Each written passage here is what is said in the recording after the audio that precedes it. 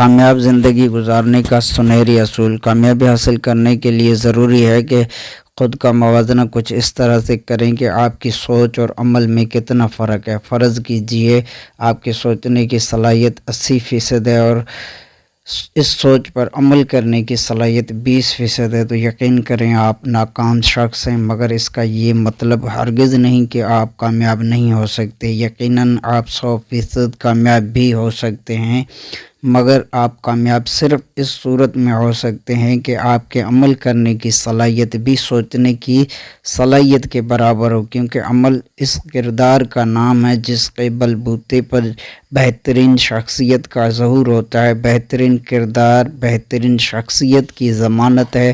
اپنے کردار کو اچھی سوچ اور اچھے عمل سے بہترین بنائیں، یہی زندگی کی اصل کامیابی ہے۔